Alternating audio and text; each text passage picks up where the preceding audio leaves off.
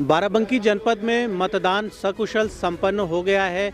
कुछ केंद्रों पर जहां लोगों की कतारें अभी तक लगी हुई हैं, उन्हें अवसर दिया जा रहा है कि वो अपने वोट कास्ट कर सकें और ऑलमोस्ट ज़्यादातर केंद्रों से मतदान सकुशल संपन्न होने की खबरें आ चुकी हैं। हमारे साथ बाराबंकी के जिला निर्वाचन अधिकारी डॉक्टर आदर्श यहां पर उपस्थित हैं। हम उनसे जानते हैं कि किस प्रकार से मतदान ये पूरा संपन्न हुआ है। डीएम साहब, पूरे जनपद का ओवरऑल जो मतदान रहा है, आप पूरे जनपद में आपने भ्रमण किया है, पूरा मतदान आपके हिसाब से किस तरह से संपन्न हुआ है? मैं कहूँगा बहुत ही सफल तरीके से संपन्न हुआ है और जन सहभागिता हमें बहुत अच्छी देखने को मिली। कई बूथों के बाहर बहुत लंबी लंबी कतारें थी, लाइनें थी। कई जगह मैंने देखा कि हमारे बुज़ुर्ग और दिव्यांग मतदाता भी बहुत साहस के साथ जो है आ रहे थे वोट डालने के लिए। तो बहुत अच्छा लगा, क्योंकि यही लोकतंत्र का एक मैं कहूँगा की मजबूती है और इसी लोकतंत्र के लिए हम सब हैं कि ये लोकतंत्र स्वस्थ रहे। और आज जनपद में इतना बढ़िया मतदान सब लोगों की सहभागिता से जो संपन्न हुआ है, उसको देख के वाकई बहुत प्रसन्नता हुई।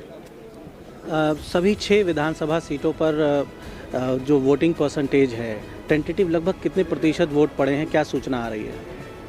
हाँ, देखिए, अभी तो हमारे आंकड़े टेंटेटिव ही होंगे, क्योंकि जब तक हमारी टीमें नहीं आ जाती हम उनके सब अभिलेख नहीं देख लेते हैं। लेकिन अभी तक जो हमारी 6 बजे तक की सूचना थी और वो लगभग 63.5% की थी। लेकिन मुझे पूरा भरोसा है कि इसमें बढ़ोतरी होगी, क्योंकि 6 बजे के बाद भी कुछ जगह कतार लगी थी। और जो फाइनल आंकड़े, जैसा मैंने कहा, जब यहाँ आते हैं तब हम लोग चेक करते हैं, उसके बाद ही हम बताने की स्थिति में होते हैं। तो वो पिक्चर थोड़ा कुछ घंटों में क्लियर होगी।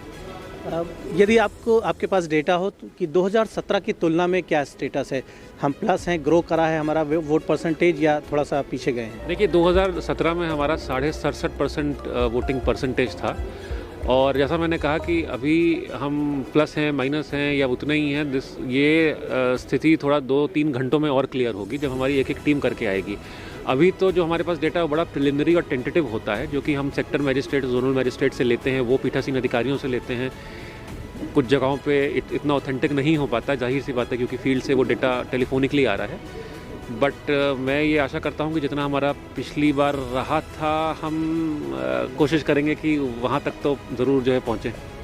अच्छा, पूरे जनपद में कहीं यूज़ ऑफ फोर्स की आवश्यकता पड़ी या कुछ कानूनी आपको कठोर कदम उठाने पड़े, मुकदमे दर्ज करने पड़े, गिरफ्तारियां करनी पड़ी, ऐसी स्थितियां हुई कहीं? नहीं, कहीं पे भी कोई कठोर कदम नहीं उठाने पड़े, ना कोई गिरफ्तारी करनी पड़ी, ना ही कोई यूज़ ऑफ फोर्स करनी पड़ी। एक आध जगह पे ये सोशल मीडिया में आया था कि मुझे लगता है शायद 2 वोटर्स ने अपना वोटिंग कंपार्टमेंट के अंदर जब वो वोट डाल रहे थे उसका वीडियो बना के उसको वायरल किया, जो कि गलत था। उससे गोपनीयता भंग होती है। वो जो विधिक प्राविधान है उसके विपरीत था वो। तो उस दृष्टि से उनके विरुद्ध FIR करवाई गई है। बट कोई भी लॉ एंड ऑर्डर प्रॉब्लम कहीं पे भी नहीं आई है। जनपद बाराबंकी में अधिकारियों के परिश्रम से निर्वाचन आयोग की जो मंशा थी उसके अनुरूप यहाँ पर निर्वाचन कार्य संपन्न हो रहा है, मतदान संपन्न हो चुका है। और अब मंडी के कैंपस में सारी पोलिंग पार्टियाँ EVM मशीनों को लाके सबमिट कर रही हैं। कड़ी सुरक्षा में मशीनें यहाँ पर जमा की जा रही हैं और जिलाधिकारी, पुलिस अधीक्षक, सभी वरिष्ठ अधिकारी यहाँ पर मुस्तैदी से अपनी निगरानी में मशीनों को सुरक्षित स्ट्रांग रूम में जमा करवा रहे हैं। तो लोकतंत्र का ये महापर्व सकुशल संपन्न हो ही गया है और ये भी उम्मीद है कि जो वोट परसेंटेज 2017 में था उससे कम ना हो, लगभग उतना ही मत प्रतिशत निकल करके आए। लोगों का उत्साह लोकतंत्र में बना रहे, ये बहुत आवश्यक है।